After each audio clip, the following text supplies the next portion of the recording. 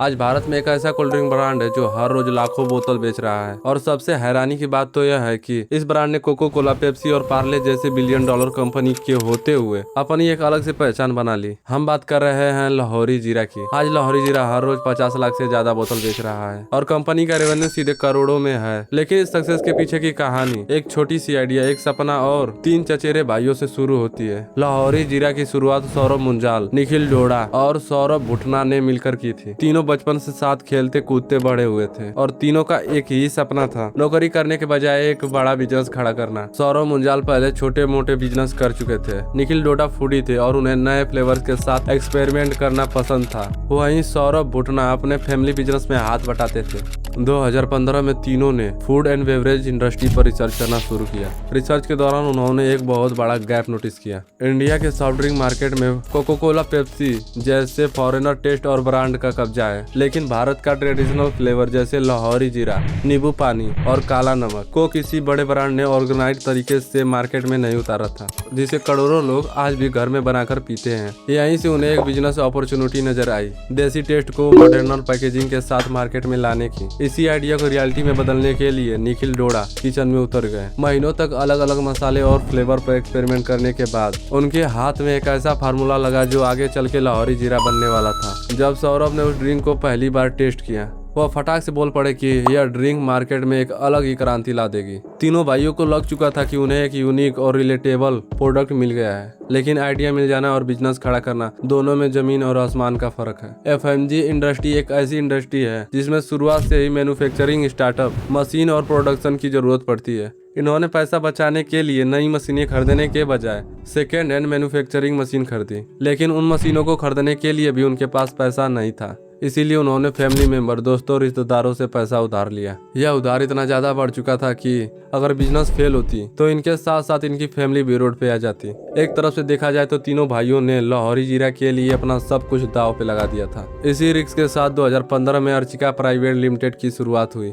अब सवाल था मार्केट में एंट्री कैसे की जाए। यहीं पे उन्होंने एक बहुत स्मार्ट डिसीजन लिया। जहां ज्यादातर बेवरेज कंपनियां बड़े शहरों और मॉल को टारगेट करती थी, वहीं लाहौरी जीरा ने गांव और छोटे शहरों को टारगेट करने का फैसला किया। इसके पीछे एक खास वजह थी। गांव और छोटे शहरों के लोग पहले से ही जंजीरा और काला नमक के टेस्ट से फेमिलियर थे, यानी कस्टमर को टेस्ट समझने की जरूरत ही नहीं पड़ी। इस स्ट्रेटजी के साथ उन्होंने एक और स्ट्रेटजी यूज की। उन्होंने अपनी बोतल की प्राइस रखी सिर्फ 10 रुपए। यह एक ऐसा प्राइस पॉइंट था जिसे खरीदने से पहले कस्टमर ज्यादा नहीं सोचते थे, और साथ ही 10 रुपए की प्राइसिंग के कारण दुकानदार और कस्टमर दोनों को छुट्टे की चिंता नहीं होती थी। वैसे बहुत से लोग आज समझते हैं कि लाहौरी जीरा का कनेक्शन पाकिस्तान के लाहौर से है, लेकिन असल कहानी कुछ और ही है। भारत में सेला नमक को कई जगह लाहौरी नमक भी कहा जाता है और इसी नमक और जीरा का इस्तेमाल करके लाहौरी जीरा बनाया जाता है। इसी वजह से इसका नाम रखा गया लाहौरी जीरा। लेकिन लॉन्च होने के बाद फाउंडर ने एक बहुत बड़ी गलती नहीं की। जहाँ नए ब्रांड मार्केट में आते ही अपनी एडवर्टाइजिंग पे करोड़ों रुपए खर्च कर देते हैं, वहीं लाहौरी जीरा ने 1 रुपए भी एडवर्टाइजिंग पे खर्च नहीं किया।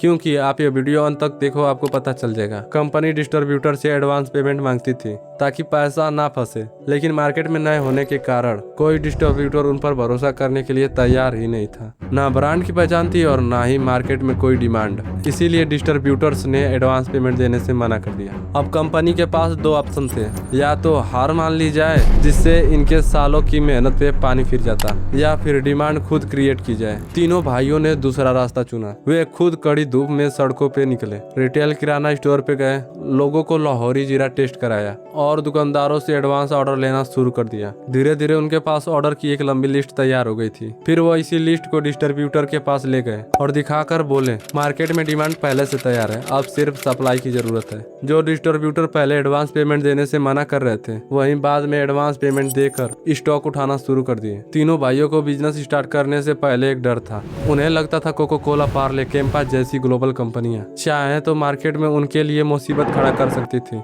लेकिन हुआ बिल्कुल उल्टा। लाहौरी जीरा ने मार्केट में आते ही अपनी एक अलग पहचान बना ली, जिसका एक बड़ा रीजन था। लाहौरी जीरा डिस्ट्रीब्यूटर और रिटेलर को दूसरे कोल्ड ड्रिंक के मुताबिक ज्यादा मार्जिन देती थी। इसी वजह से डिस्ट्रीब्यूटर इसे रिटेलर को रिकमेंड करने लगे और रिटेलर कस्टमर को धीरे धीरे बिना करोड़ों रुपए की एडवर्टाइजिंग किए बिना लाहौरी जीरा वर्ड ऑफ माउथ के जरिए मार्केट में पॉपुलर होने लगी। फिर 2021 में कंपनी के सामने एक और बड़ी चुनौती आई। भारत सरकार ने कार्बोनेटेड ड्रिंक पर 40% टैक्स बढ़ा दिया। लाहौरी जीरा की सबसे बड़ी स्ट्रेंथ ही थी 10 रुपए वाली प्राइसिंग। टैक्स लगने के बाद उन्हें बहुत बड़ा झटका लगा, क्योंकि एक सिंगल बोतल की प्राइस 10 रुपए थी, जिसमें से उन्हें 4 रुपए तो टैक्स ही देना पड़ता है। उनके पास बचता है 6 रुपए, जिसमें से लेबर कॉस्ट, डिस्ट्रीब्यूटर, दुकानदारों को मार्जिन और प्रॉफिट, ड्रिंक में मिलाने वाले मसाले, सब कुछ मैनेज करना था। अब कंपनी के सामने दो रास्ते थे, या तो प्राइसिंग बढ़ा दी जाए या फिर प्रोडक्ट को रीडिजाइन किया जाए। लाहौरी जीरा ने दूसरा रास्ता चुना। बोतल की साइज और ड्रिंक की क्वांटिटी दोनों ही कम कर दी, लेकिन एक चीज नहीं बदली, जो थी उनकी 10 रुपए वाली प्राइसिंग। यह डिसीजन रिस्की जरूर था, लेकिन कंपनी ने अपने करोड़ों कस्टमर को बनाए रखा। इसी स्ट्रेटजी की वजह से